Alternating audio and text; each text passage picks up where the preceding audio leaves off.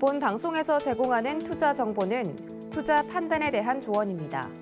방송에서 제공하는 주식의 가치, 가격 상승 및 가격 하락에 대해서는 방송사에서 보장하지 않습니다.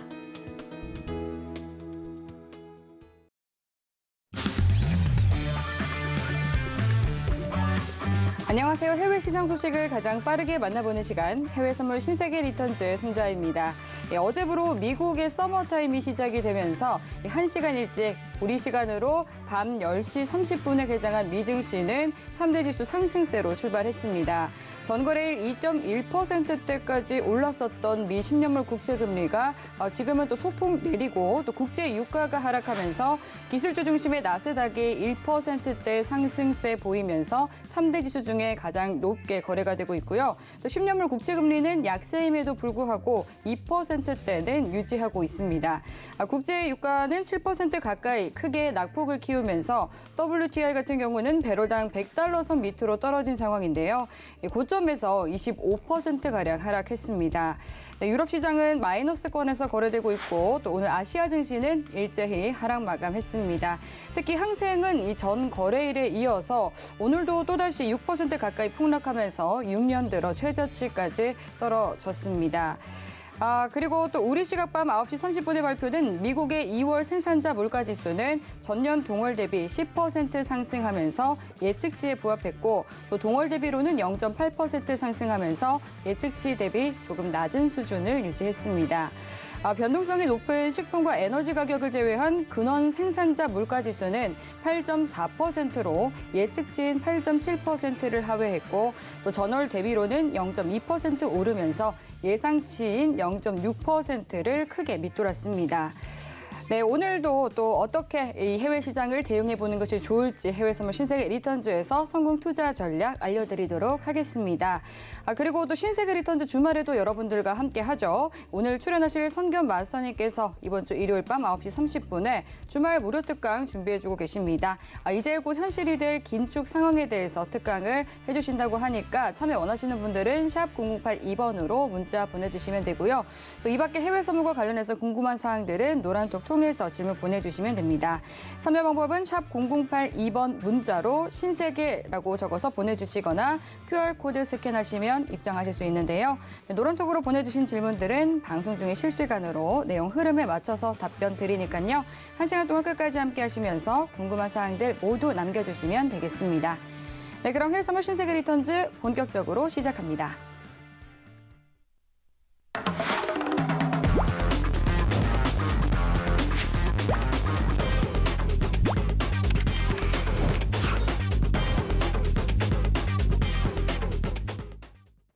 네, 오늘도 어제에 이어서 선견 마스터님과 함께합니다. 반갑습니다. 네, 안녕하세요. 네, 시청자분들께 인사 한 말씀 해주시죠. 네, 시청자 여러분 안녕하십니까? 네, 어김없이 돌아왔습니다. 화요일 날 선견 선생 마스터 여러분들한테 인사 드리고요. 자, 오늘 아침부터 이벤트가 굉장히 조금 많았습니다. 항생 이벤트도 있었고 나스닥 같은 경우에도 지금 소폭 상승을 하고 있지만 오늘 저점 깼습니다. 우리가 중국 시장하고 항생 시장 그리고 미국 시장까지 전부 다 좀 돌아봐야 되는데요. 오늘 내용 많이 준비했으니까 조금만 기다려 주시면 되겠습니다. 네, 사실 또 선견 선생 마스터님께서 이전에 앞서서 또 2022년 올해 상반기에 중국 증시 그리고 항생 지수 좋지 않을 것이다라고 하락장 예상해 주셨었잖아요. 그러는데 또 역시나 지금 현재 계속해서 이 크게 좀 하락을 하고 있는 상황입니다. 네. 그 당시에 또 중국 내수 정책이라든지 이 부분과 관련해서 굉장히 좀 자세하게 짚어주셨는데 역시 이 선견 선생이라는 이름답게 또 남다른 선견 지명이 있다라는 생각이 들었는데요. 네, 오늘도 또 노란톡으로도 또 낮에 많은 이야기 나눠주셨는데 오늘 이제 방송 중에도 많은 투자 팁 풀어주시기를 기대해 보면서 오늘도 1시간 동안 시장 이야기 자세하게 나눠보도록 하겠습니다. 지금 현재 시각 오후 10시 58분 지나가고 있습니다. 먼저 오늘의 이슈부터 체크해 보시죠. 나스닥은 미국의 3월 PPI가 예상치를 하회하면서 3월 FOMC 결과 발표를 앞두고 강보합권에서 거래 이어가고 있습니다. 골드는 미국의 국채 금리가 2.1%를 돌파하고 금리 인상이 예상되면서 일주일 들어 최저치까지 떨어졌습니다. 오일은 지정학적 리스크 완화와 중국의 수요 둔화 우려에 급락했습니다. 유로 FX는 러시아와 우크라이나 협상 지속에 기대감이 높아지면서 매수세가 유입되고 있습니다. 네, 나스닥부터 유로 FX까지 오늘의 주요 이슈 체크해 봤습니다. 네, 그럼 이번에는 개장 이후에 또 시장 흐름 어떻게 나오고 있는지 개장 상황 확인해 보도록 하겠습니다. 네, 조금 전 출발한 뉴욕 증시 3대 지수 상승세 보이고 있고요. 나스닥은 1.10% 오른 13,186포인트 선 지나고 있습니다. 이어서 오일입니다. 7.5% 하락한 배럴당 95달러 선 지나가고 있습니다. 다음 골드입니다. 1.80% 내린 온스당 1,925달러 선 지나고 있습니다. 마지막으로 유로입니다. 0.35% 상승한 1.103달러 선 지나고 있습니다. 네, 그럼 이어서 각 상품별로 또 오늘 당일의 대응 전략 맞선님과 함께 알아보도록 하겠습니다. 먼저 나스닥부터 살펴보도록 할게요. 전 거래일 3대 지수 가운데 가장 큰 폭으로 하락을 보였습니다. 지금 오늘 같은 경우는 이제 3월 15일 현지 시간으로 또 FOMC 회의가 열리게 되는 당일이죠. 네, 10년물 국채금리 오르면서 기술주들이 영향을 더욱더 받는 모습이었는데 오늘은 어떤 스탠스로 대응해보는 게 좋을지 패말 통해서 확인해 보겠습니다. 준비해 주시고요. 들어볼게요. 하나, 둘, 셋. 역시나 관망 네. 들어주셨네요. 오늘 또 중요 이벤트가 있기 때문이겠죠? 네, 화요일, 수요일 일단은 중요 이벤트가 있고 네. 이제 목요일 새벽에 아마 발표가 되겠죠. 금리 인상 일단 할 거고요. 금리 인상은 0.25% 정도 일단은 되리라 봅니다. 자, 차트를 잠깐 좀 보시면 어차피 우리가 이제 어떤 상품을 분석을 하고 시장을 분석할 때는 기본적 분석과 기술적 분석 두 가지를 이제 다 놓고 봐야 되는데 기본적 분석 같은 경우에는 여러분들 일단은 펜은 다 나와 있습니다. 그 강도와 시기 이런 것만 일단 좀 조절이 될 것 같고 오늘 같은 경우에는 지금 전저점을 우리가 그 낮에 깼습니다. 낮에 전저점을 좀 낮에 깼기 때문에 이게 만약에 우리 뉴욕장 개장하고 30분 전에 개장했죠. 뉴욕장 개장하고 깼으면은 밑으로 더 내려갈 일단 공산이 좀 컸는데 지금 일단 그 전에 낮에 깼습니다. 낮에 깼기 때문에 굉장히 조금 공방이 많이 될 것 같다. 시장의 큰 그림은 제가 말씀드렸다시피 일단 하락장입니다. 2022년부터 나스닥은 하락장의 기조 속에 조금씩 반등하는 것은 기술적 반등을 일단은 보셔라. 눌림이죠. 하락장 속에 상승에 대한 눌림 이렇게 일단은 체크를 하시면 되겠고요. 지금 데드크로스 3파 제가 말씀드렸죠. 첫 번째 자리, 여기 두 번째 자리, 세 번째 자리. 데드크로스 3파 후에 전저점을 두 번이나 깼습니다. 이렇게 두 번이나 일단은 깼기 때문에 여기에서 일단은 가격이 리셋 한번 다시 돼야 된다라고 제가 좀 설명을 드리고 싶고 심리적 저항선이라는 게 몇 가지가 있죠. 우리 13,000대, 뭐 12,000대, 11,000대, 만대까지 만대가 가장 강력한 심리적 저항선이라고 일단은 보시면 13,000대인 심리적 저항선이 일단은 깨졌기 때문에 자 오늘이랑 내일 일단 본다라고 하면 오늘 만약에 양봉이 나오는 것은 기술적 반등이 일단 보이고요. 자 내일이 일단은 중요한데 내일 일단 중요합니다. 우리가 항상 시장은 어떻게 보셔야 된다? 객관적으로 일단은 보셔야 되는데 여러분들 이런 게 있죠. 시장 참여자, 제가 말씀드리는 시장 참여자가 그 상황을 어떻게 받아들이냐에 따라서 우리는 그쪽으로 일단 추세를 가면 됩니다. 금리 인상을 한다라고 하면 일단은 금융시장이 굉장히 안 좋게 흘러가는 게 다반사죠. 그렇기 때문에 기본적 분석 그리고 기술적 분석으로는 여러분들 매도 포지션을 일단은 보시는 게 낫고요. 단 한 가지 조금 여러분들이 매매를 하시면서 생각하셔야 되는 게 이 불확실성이라는 게 굉장히 조금 높습니다. 요즘 장에서는. 자, 그래서 우리가 이미 알려진 재료가 알려진 만큼 발표가 되면 불확실성이 제거됐다라는 의미에서 수요일 정도에 목요일 새벽이죠. 목요일 새벽. 시장이 한 차례 정도 좀 폭등을 할 수 있습니다. 이것만 일단은 좀 상기를 해두시고 큰 프레임은 여러분 매도 포지션 보시는 거 그리고 목요일 새벽입니다. 목요일 새벽에 나온 재료들, 나온 카드들로 FOMC 그렇게 결정이 된다라고 하면 시장은 한 번 정도 폭등을 할 수 있다. 단기의 기술적 반등이라고 제가 좀 표현을 하고 싶습니다. 폭등을 할 수 있다. 14,000 언저리까지 일단은 좀 그렇게 갈 수 있다라는 것만 여러분들이 체크를 하시면 됩니다. 하지만 시장의 큰 프레임은 역시 대세 하락장이다라고 일단은 보시면 되겠고요. 오늘 관망든 이유는 뭐냐면 분봉 보시면 굉장히 좀 많이 흔들 겁니다. 오늘 제 예상은 기술적 반등으로 일단은 매수 쪽으로 짧게 보시는 게 굉장히 좀 좋을 것 같기는 한데 어차피 오늘 내일 같은 경우에는 여러분들 조금 시장 상황을 보시면서 매수든 매도든 사실 짧게 대응을 하시는 게 제일 좋을 것 같고 그렇지 않고 조금 관망을 하시는 것도 한 이틀 정도 관망하시는 것도 괜찮을 거라고 보여집니다. 네, 지수 여기까지입니다. 네, 나스닥 살펴봤습니다. 지금 나스닥 흐름에 대해서 짚어주셨는데 이어서 또 국내 선물 그리고 오늘 굉장히 큰 폭으로 떨어졌었던 항생도 같이 짚어주시면 좋을 것 같거든요. 네네. 네, 한번 항생, 보시죠. 항생 일단은 보도록 할게요. 네. 항생은 차트하고 PPT 자료 같이 조금 제가 말씀을 드리도록 하겠습니다. 네. 자, 항생 같은 경우에는요, 여러분 쭉 보시면 네, 오늘 왜 이렇게 많이 빠진 걸까요? 네네. 그것도 이제 제가 네. 1월 달에 말씀드린 어떤 중국의 2022년 경제 정책을 일단 보면 사실 네. 한눈에 딱 보실 수가 있거든요. 네. 차트를 일단 조금 보도록 할게요. 네. 자, 18,134포인트입니다. 제가 며칠 전에 방송에서 말씀을 드린 적이 있는데 굉장히 낯선 그런 지수입니다. 낯선 지수고요. 요거를 쭉 한번 늘려보도록 하겠습니다, 여러분. 네.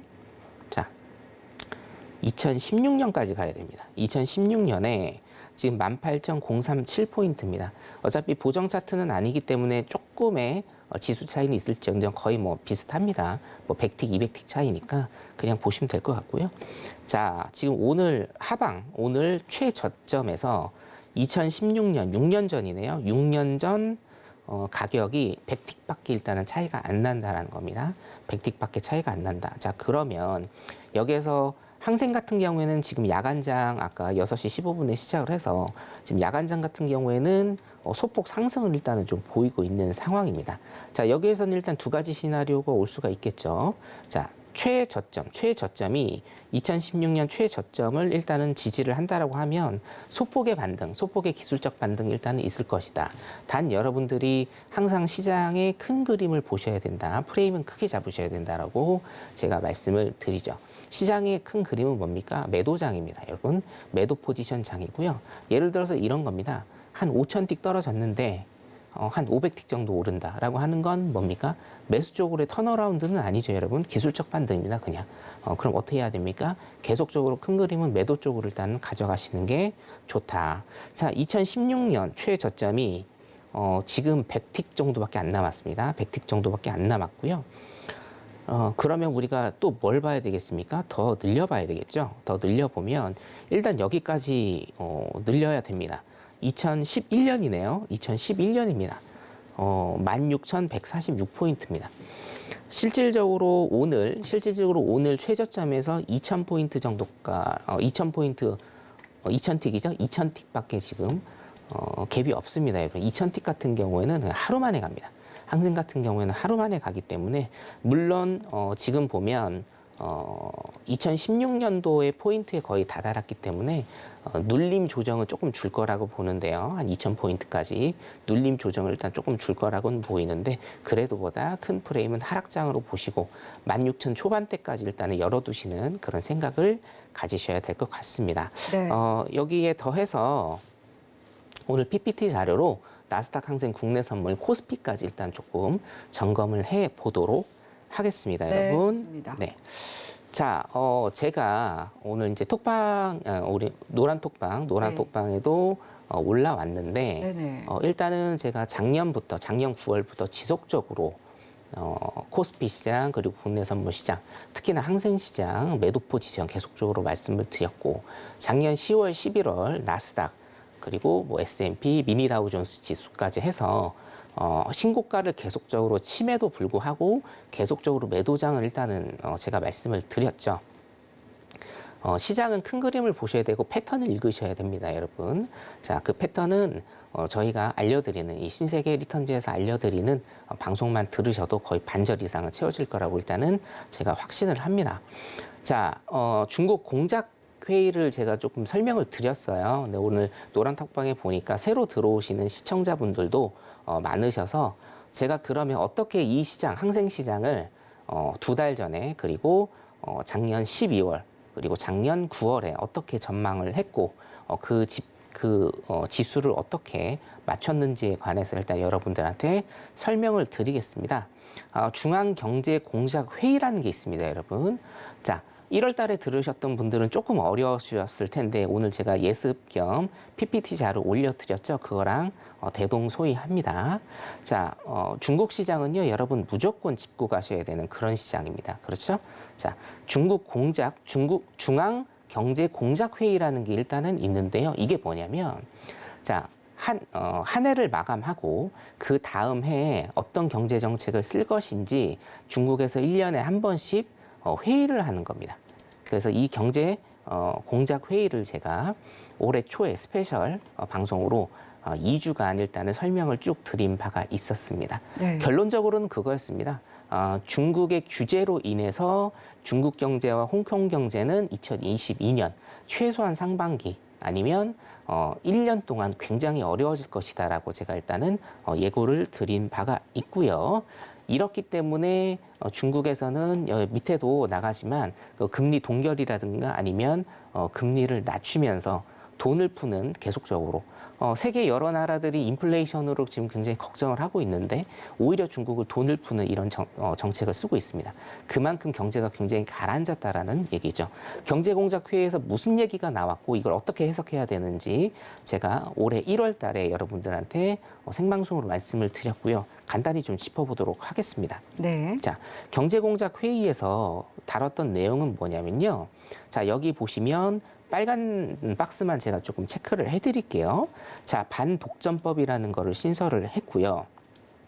데이터 보안법. 그러니까 데이터 보안법 하시면 여러분들 딱 느낌이 오시죠? 어떤 데이터를 국가에서 일단은 관리를 하는 겁니다. 개인정보보호법 같은 거 국가에서 다 컨트롤을 하겠다라는 겁니다. 자, 근데 여러분 가장 중요한 건 뭐냐면 제가 알리바바에 관한 알리바바나 텐센트에 관한 대표적인 기업들을 여러분들께 이제 설명을 좀 드렸죠.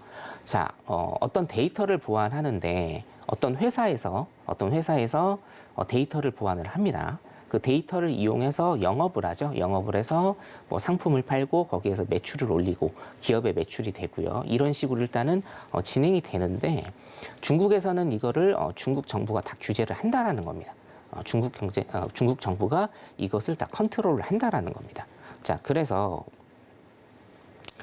그리고요, 플러스에서 여러분들 여기 보시면 뭐 텍스트가 좀 많기는 합니다만 제가 좀 간략하게 설명을 드릴게요. 어차피 텍스트가 좀 필요한 부분이기 때문에.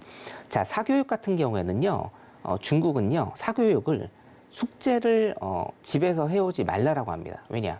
숙제를 내주면 학원에 가서 그 숙제를 처리를 하게 되죠. 그렇죠?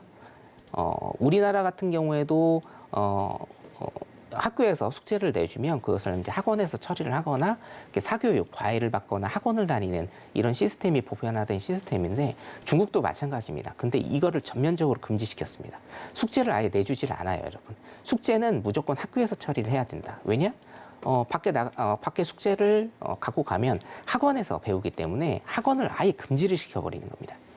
자, 그래서 여기 보시면 의무교육 단계 학생을 위한 학업 사교육기관의 승인을 완전히 중단시켜버린다. 쉽게 얘기해서 학원의 설립을 중단시켜버리는 겁니다. 그렇죠? 그리고 이게 우리나라에서도 굉장히 조금 문제가 됐죠. 게임 산업이 중국도 굉장히 조금 발전하는 기업들이 많지 않습니까? 주말과 공휴일 각 1시간으로 일단 게임을 하지 못하는 겁니다. 예, 2시간밖에 게임을 하지 못합니다.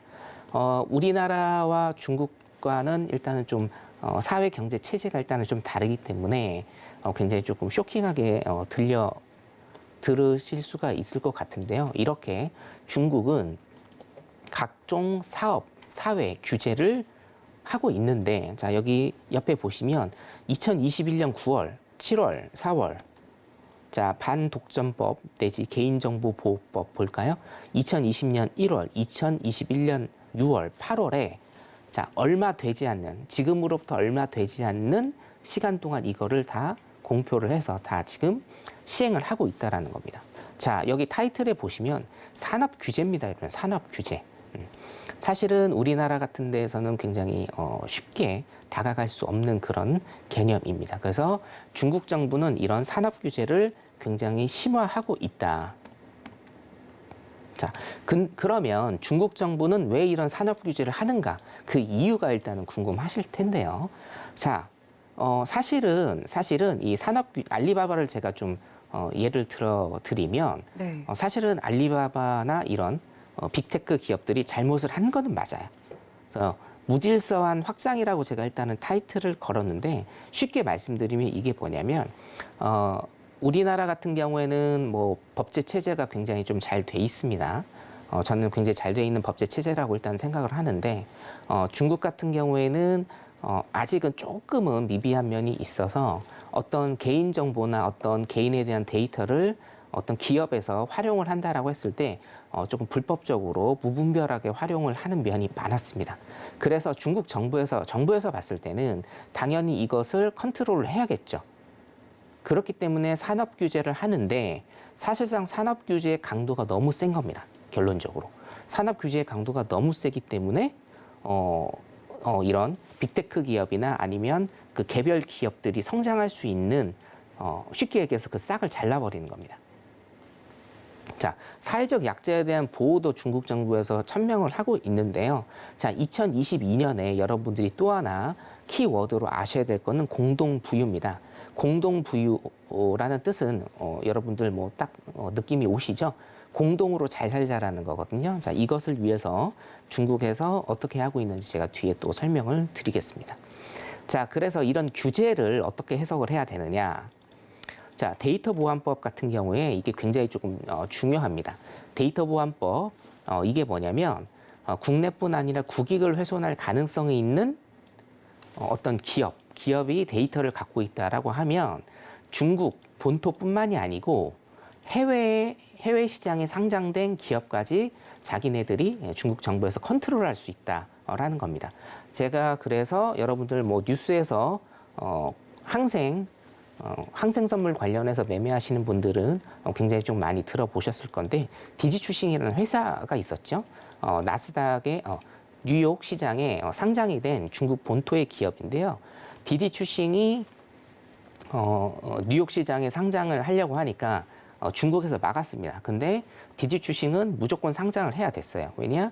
상장을 하지 않으면 그때 기업이 부도가 날 수 있는 그런 상황이었기 때문에 중국 정부의 말을 듣지 않고 뉴욕 시장에 상장을 했습니다. 그래서 어떻게 됐죠?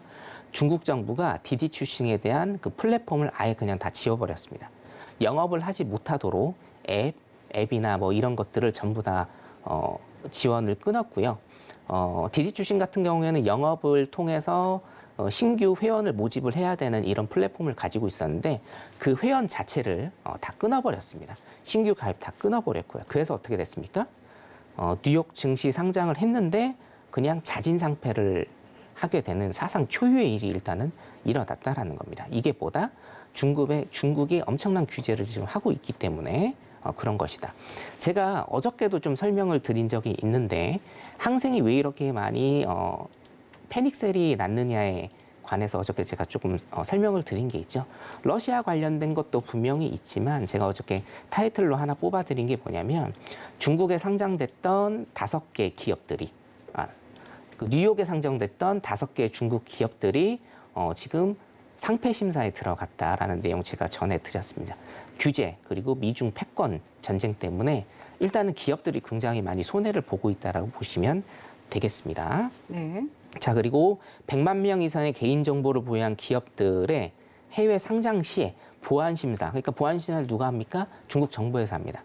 100만 명 이상을 가지고 있는 기업들에 대한 보안심사를 중국에서 하는데 중국 내 모든 기업들이 여기에 해당을 한다라고 보시면 됩니다. 그러니까 100만이라는 숫자는요, 여러분들 뭐 요식적인 행위고 모든 기업들을 다 통제를 하고 있다라는 겁니다.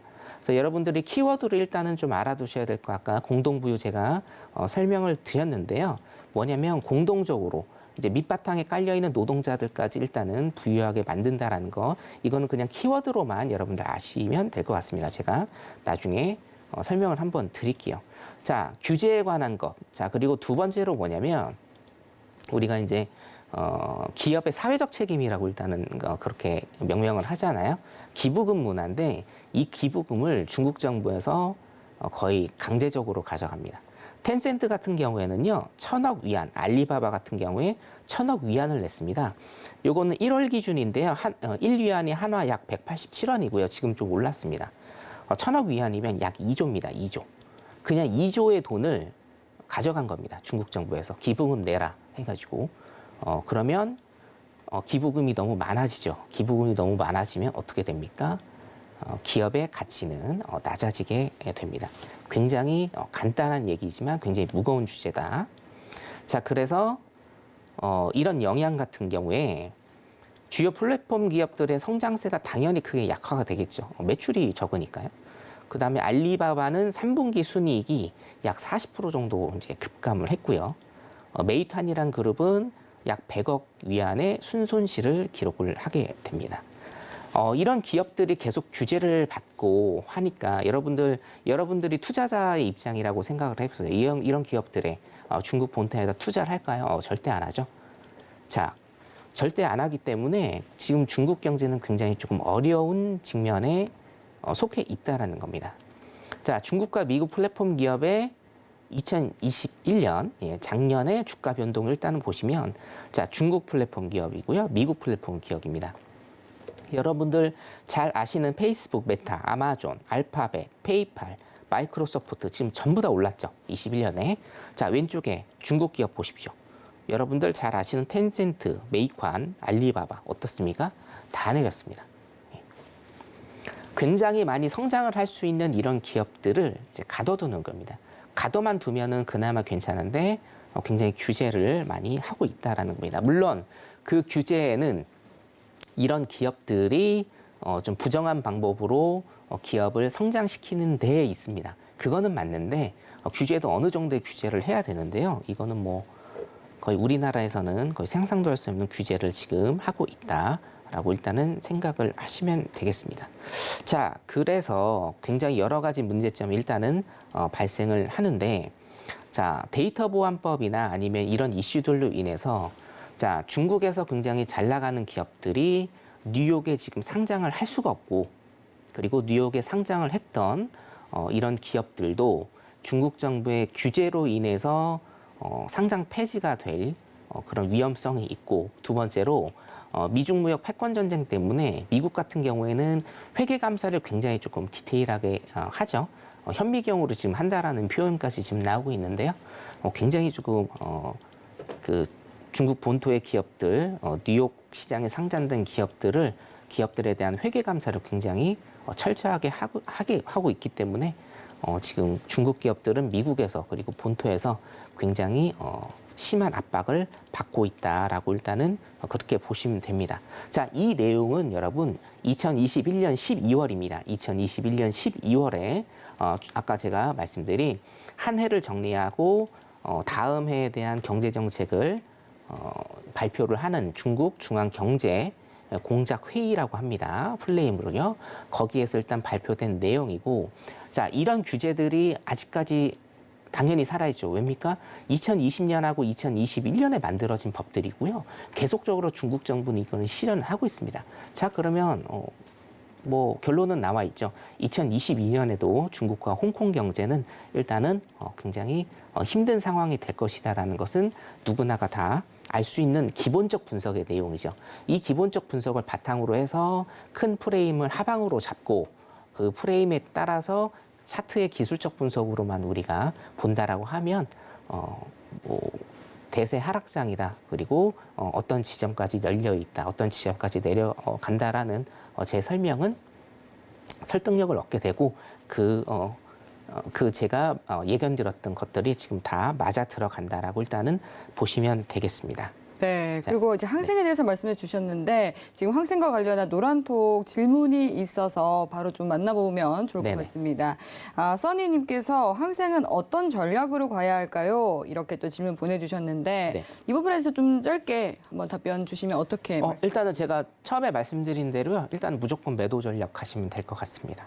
네, 무조건 매도 전략으로. 예, 물론 이제 단기적인 기술적 반등은 당연히 나옵니다. 아마 무조건 내려가는 주식 없고 네. 무조건 올라가는 주식 없기 때문에 단기적인 반등이 나올지언정 네. 큰 틀은 무조건 일단은 매도 쪽으로 가시면 될 것 같고요. 네. 항생 지금 홍콩 같은 경우에는 지금 네. 확진자가 굉장히 조금 많이 나와서 어저께도 말씀드렸다시피 우리나라도 지금 40만 넘었습니다. 알고 네. 계신지 모르겠는데 지금 10시에 지금 뉴스가 떴죠. 40만 그러니까요. 넘었고 홍콩도 인구 대비해서 굉장히 많이 지금 확진자가 나오고 있기 때문에 전수조사 제가 어저께 말씀드렸죠.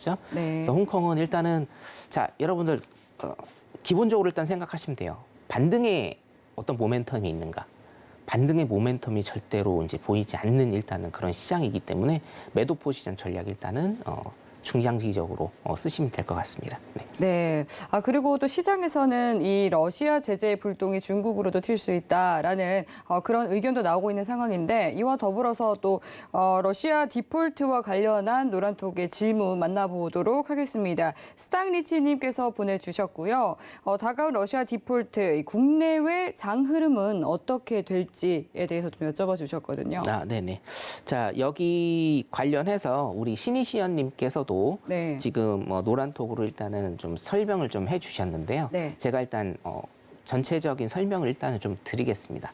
자, 러시아 디폴트는 16일입니다. 16일 날 상환해야 될 자금들을 일단 러시아가 아마 상환을 못할 거다라는 의견이 지배적이고 러시아하고 우리나라하고 한 6, 7시간 정도 일단은 좀 시차가 나기 때문에 아마 내일 오후 정도 일단은 좀 될 것 같고요. 신이시연님께서 말씀하신 대로 추가 설명 좀 해주셨습니다. 노란톡에.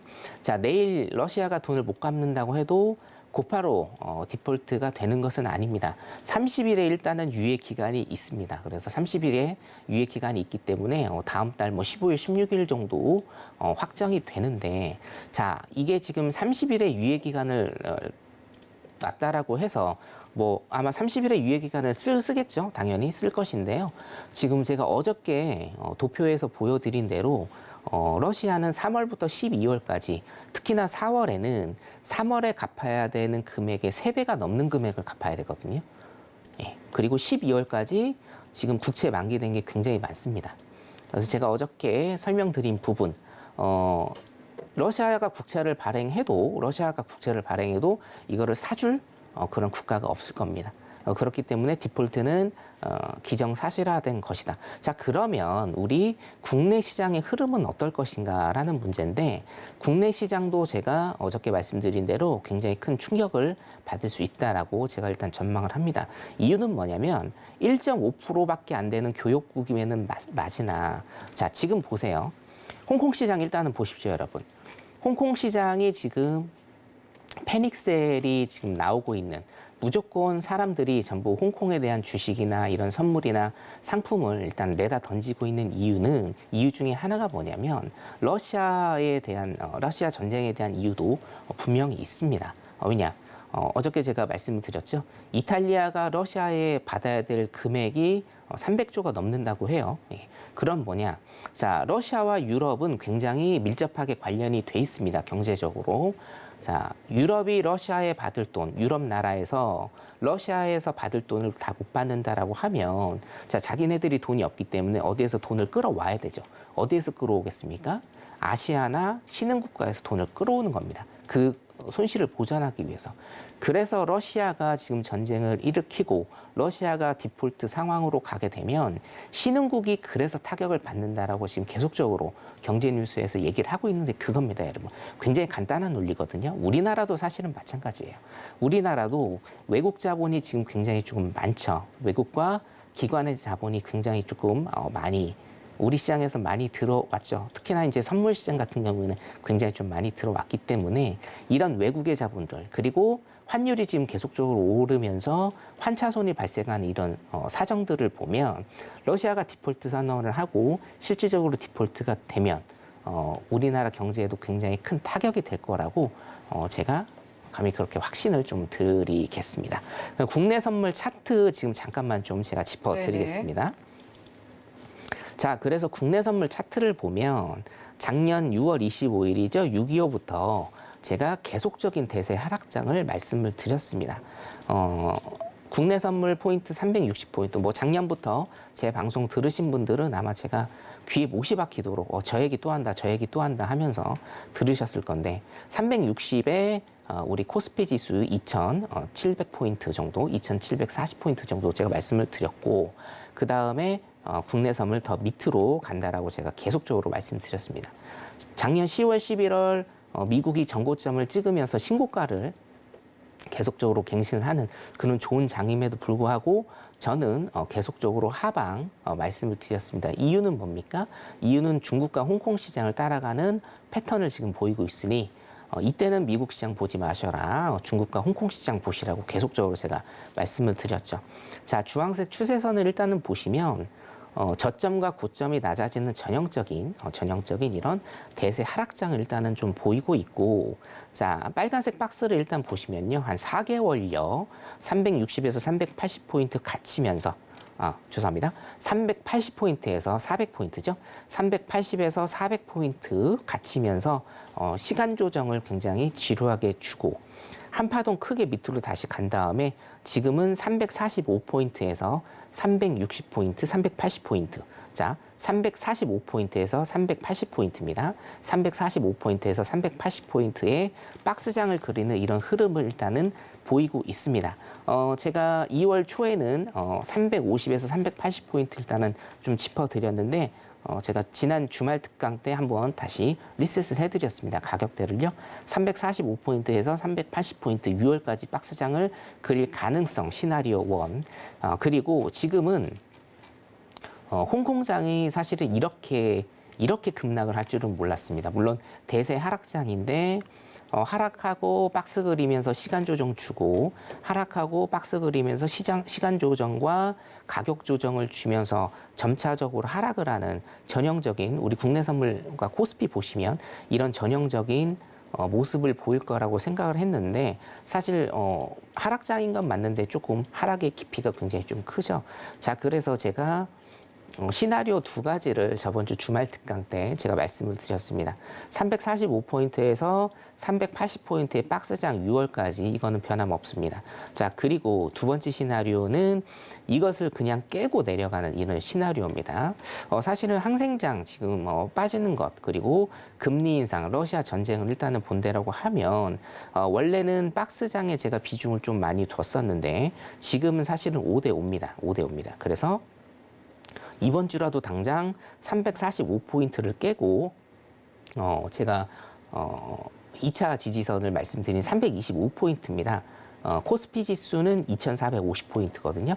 국내 선물 325포인트, 코스피 지수 2,450포인트까지 급락을 하는 이런 장이 연출될 수도 있다라는 겁니다. 이게 시나리오인데요.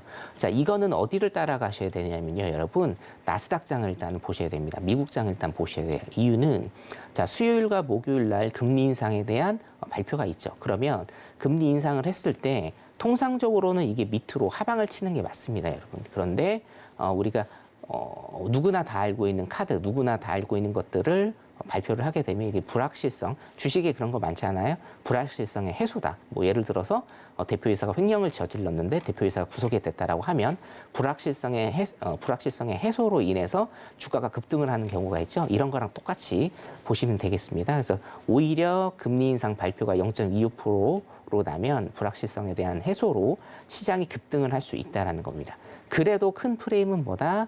대세 하락장에서 이 박스장 345포인트에서 380포인트 사이에 박스장이 될 가능성이 굉장히 농후하다라고 여러분들이 일단은 보시면 되겠고요.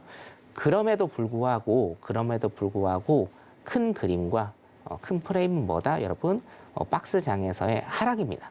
아직도 저는 하락을 일단은 염두를 해두고 있고요. 아직도 하방 리스크에 대한 관점을 여러분들한테 일단 좀 말씀을 드리고 싶습니다. 네, 항상 큰 그림 보셔야 됩니다, 여러분. 네, 지수 여기까지 하겠습니다. 네, 지수 살펴봤습니다. 나스닥과 항생 그리고 국내 시장까지 살펴봤는데요. 그럼 이어서 또 오일은 오늘 현재 구간에서 어떻게 대응해 보는 것이 좋을지 확인해 보도록 하겠습니다.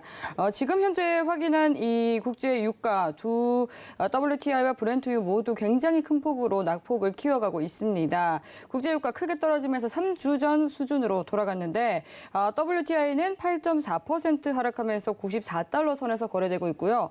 브렌트유는 8% 가까이 떨어지면서 98달러 선에서 움직이고 있습니다. 지금 모두 또 배럴당 100달러 선 아래로 떨어진 상황인데 그동안 이란 핵합의의 걸림돌로 지적받아 왔었던 러시아가 또 핵합의 타결에 또 장애문을 만들지 않을 것이다라고 발언을 하면서 지금 국제 유가가 영향을 받고 있는 모습입니다. 네, 오늘 이 국제 유가에 대해서는 어떤 대응 전략으로 가져가 보는 게 좋을지 패말 통해서 확인해 보겠습니다. 네, 들어볼게요. 하나, 둘, 셋. 국제유가도 관망 들어주셨네요. 오늘 또 새벽 5시 반에 또 미국 석유협회 원유재고 발표도 있더라고요. 네, 제가 관망을 든 이유는 뭐냐면, 네. 자, 큰 그림으로는 일단은 매수 관점 유효합니다. 여전히 네, 매수 관점. 물론 이제 있고. 100달러를 어저께 제가 100달러 말씀드렸는데 네. 100달러를 크게 막 그냥 깨버리고 지금 이제 94달러 선까지 일단은 내려왔는데 네. 자, 이렇게 되면은 가격에 대한 메리트가 더 커질 겁니다, 여러분. 그렇기 때문에 일단은 큰 그림으로는 아직까지 매수 관점 유효는 한데 자, 오늘 말씀하신 것들 그리고 수요일 날 재고 지표 일단은 있고 지금 5차 핵 협상이 일단은 5차 협상이 일단은 되고 있죠. 네. 제가 어저께 말씀드린 바와 같이 협상이 진행 중이면 이게 떨어집니다. 제가 어저께 팁을 하나 좀 말씀드려가지고 오늘 노란 톡방에도 어저께 시청하신 시청자분이 올려주셨는데요. 네. 협상을 하면 일단은 떨어집니다, 여러분. 굉장히 지금 매물대가 많이 갇혀있는 이런 상황이라고 일단 보시면 되고요. 하지만 아직까지 큰 그림은 매수 쪽으로 유효한데 오늘과 내일 같은 경우에는 일단 좀 관망을 하시는 걸 제가 좀 추천을 드려요. 지금 사실은 여러 종목들, 모든 종목들이 굉장히 변동성이 큽니다. 그죠? 네. 그 오일 같은 경우에도 지금 매도 쪽으로 변동성이 굉장히 큰 거는 맞는데요. 지금 아직까지도 큰 그림을 일단 제가 보시라고 말씀을 계속 드리죠. 큰 그림은 매수 방향입니다, 여러분. 여기 지지 저항선이 굉장히 좀 많이 들어가 있기 때문에 여기 여러분 보시는 일봉상의 캔들이 전부 다 지지 저항선이라고 제가 어저께 말씀드렸죠. 그렇기 때문에 재고 지표 일단은 보시고 지금 협상을 하고 있기 때문에 5차 협상 들어갔기 때문에 요거 일단은 끝난 다음에 한 이틀 정도 있다가 수요일 새벽 지나서 보시는 거를 제가 추천을 좀 드리겠습니다. 네, 노란톡으로 또 해외님께서 유가의 전망이 어떻게 될지 하고 물어봐 주셨는데 또 이 부분에 대한 답변이 될 수 있을 것 같고요. 그리고 또 사실 오늘 생산자 물가지수가 발표가 됐습니다. 그리고 현지 시간으로 3월 15일에 미국의 FOMC 회의가 이제 열리게 되는데 이 부분과 관련한 또 질문 내용 확인해 보도록 할게요. 우짜님께서 보내주셨고요. 연준의 금리 인상을 단행했을 때 국내 증시 하락할까요? 이렇게 보내주셨어요. 일단은 단기적으로 보면 금리 인상 금리 인상을 한다라고 하면 저는 국내 증시에 하락할 거라고 일단은 조금 봐요. 한 7대 3 정도를 일단은 보는데 7이 하락한다. 3이 오를 수 있다. 그거는 뭐냐면 단기 급등이죠. 제가 말씀드린 대로 있는 카드가 다 나와 있고 불확실성이 해소됐기 때문에 단기적으로 미국 시장이 급등을 해서 우리나라도 급등을 할 수는 있으나 전체적인 큰 그림을 보시면 하락이다라는 겁니다. 차트 잠깐 다시 볼게요, 여러분. 네, 자, 좋습니다. 이거랑 똑같습니다. 자, 작년부터 대세 하락장이었는데 지금 이제 박스를 그리고 있죠. 박스 네. 그리고 있는데 자, 여러분 단기 급등을 한다라고 해서 이 전체적인 그림이 매수 쪽으로 턴어라운드가 되는 건 아니겠죠. 그렇죠? 예.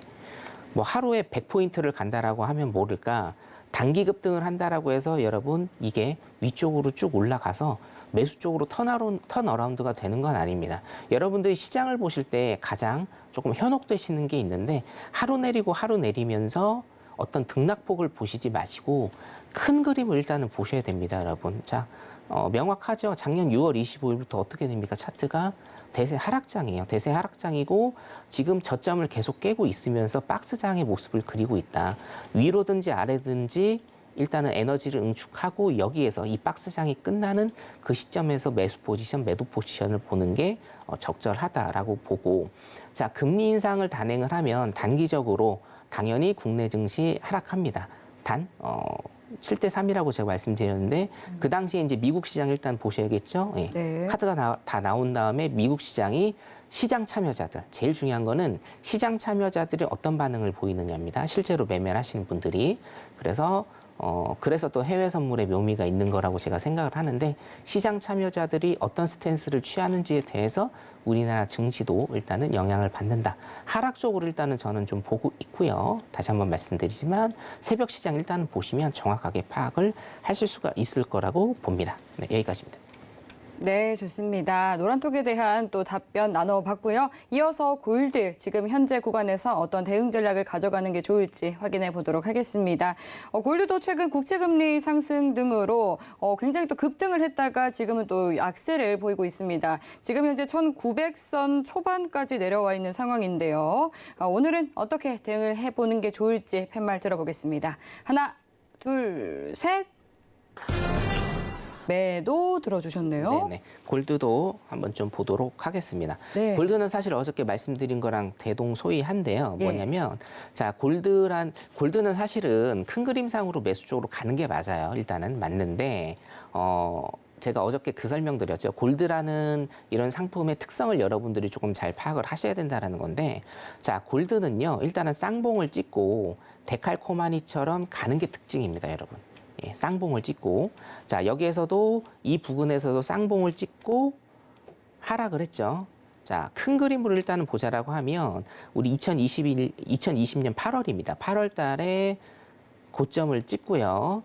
자, 저번 주에 고점을 찍고 지금 쌍봉을 만들었습니다. 쌍봉 다음에는 제가 큰 하락이 온다라고 일단은 계속적으로 기술적 분석에서 그렇게 말씀을 드리죠. 그림은 매수 방향임에도 불구하고 제가 어저께도 말씀드렸고 오늘도 일단은 말씀을 드립니다. 이거는 골드라는 상품을 굉장히 좀 잘 파악을 하고 있는 저의 기술적 분석이라고 일단 여러분들이 보시면 될 것 같고요. 하락한 다음에 어느 지점일지는 제가 일단은 노란톡에서 분석을 더 한 다음에 조금 알려드릴 건데, 어느 지점까지 하락을 한 다음에 다시 전고점을 치러 가는 이런 모습을 일단은 보일 겁니다. 단기적으로는 매도 보시는 게 맞습니다. 이건 기술적 분석으로 여러분들이 쌍봉 찍은 다음에 여기 보이시다시피 쌍봉 찍은 다음에 하락의 장이 일단 펼쳐졌죠. 여기에도 하락의 장이 일단은 펼쳐지고 다시 한번 전고점 라인을 가는 이런 모습을 보일 겁니다. 큰 그림 일단 이렇게 잡아드리겠습니다. 네, 골드까지 이야기 나눠봤습니다. 또 빠르게 달려오다 보니까 어느덧 또 마칠 시간이 다가왔는데요. 마치기에 앞서서 또 마스터님께 한 말씀 들어보도록 하겠습니다. 오늘 네. 제가 준비한 게 조금 있는데 잠깐 한 1, 2분 정도 해도 될까요? 네, 좋습니다. 네네, PPT 보겠습니다, 여러분. 자, 요거 일단 볼게요, 여러분. 제가 짧게 좀 해드릴게요. 금리 인상이 이제 이틀 앞으로 일단은 다가왔습니다. 자, 나스닥 월봉을 일단은 보시겠습니다. 주봉입니다. 나스닥 주봉을 보시면, 자, 2008년부터, 여기 뒤에 이제 2008년이 있죠. 2008년부터 오바마를 지나면서부터 굉장히 많은 돈을 뿌려서, 주가를 일단, 금융시장을, 상승시켰다. 근데 기술적으로 보시면 일목금을대를 약간 깨고 나서 계속적인 상승의 모습을 보이고 있죠. 자, 지금 보세요. 지금 보시면 똑같은 상황입니다. 일목의 금을대를 맞고 이게 상승으로 갈 건지 하락으로 갈 건지를 여러분들이 보시면 굉장히 좀 재밌어집니다. 보세요. 일목 하단을 다 지지를 하고 가는데 똑같은 그림이 지금 주봉상으로 가고 있다. 자, 나스닥 2015년부터 18년 금리 인상기의 나스닥 추이입니다. 오르긴 올랐어요. 네. 근데 여러분 이거 잘 지켜보셔야 되는 게 뭐냐면 이때는요, 양적 긴축을 하기는 했으나 기본적인 권력이 경제를 살리자라는 거였습니다. 그래서 돈을 엄청나게 많이 뿌리던 시절입니다. 이때는 인플레이션이 그렇게 높지도 않았고 일단 인플레이션을 죽이기 위해서라기보다는 어떤 경기 활성화에 경기가 굉장히 많이 과열이 돼 있기 때문에 이것을 낮추자라는 의미에서의 금리 인상이었고, 그렇기 때문에 금리 인상기임에도 불구하고 나스닥 S&P도 제가 보여드릴게요. S&P 연평균 수익률입니다. S&P와 나스닥이 이렇게 계속적으로 오르는 모습을 보였는데 여러분들 이제는 체크해 보실 것. 이번 주 주말 특강 주제도 그겁니다. 아무도 가보지 않은 긴축 정책의 그런 길이를 제가 설명을 드리는 시간이거든요. 자, 기술적 분석으로는 데칼코마니처럼 다 왔습니다. 이게 위로 갈지 아래로 갈지 저는 이거 밑으로 갈 거라고 일단은 예상합니다. 예. 왜냐? 지금의 금리 인상과 지금 20년, 30년 동안의 금리 인상은 완전히 다른 상황이다. 지금은 긴축 정책으로 한 초입의 단계이기 때문에 이런 나스닥의 상승폭 더 이상 기대하기 힘들다라고 일단은 제가 예상을 하고요. 토요일 날 뵙도록 하겠습니다. 감사합니다. 네, 여기까지 또 나스닥에 대해서도 또 시장 흐름을 짚어봐 주셨습니다. 처음 맞게 되는 이 긴축 상황에 대해서 어떻게 대비해야 될지 궁금하신 분들은 노란톡 그리고 또 일요일에 하게 되는 무료 특강까지 함께 해보시면 좋을 것 같습니다. 샵 0082번으로 신세계라고 세 글자 적어서 문자 보내주시면 노란톡 입장하실 수 있는 링크 보내드리니까요. 많이 참여해 주시기 바라겠습니다. 네, 참고로 본 방송에서 제공하는 정보는 투자 판단에 대한 조언일 뿐 해당 상품의 가치나 수익률을 보장하지 않습니다. 서울경제TV는 자본시장 통합법을 준수합니다. 1:1 투자 상담과 유사수 신행위 등 모든 불법 사항을 엄중히 금지합니다. 네, 오늘 저희가 준비한 내용은 여기까지입니다. 오늘도 함께해 주신 여러분 고맙습니다.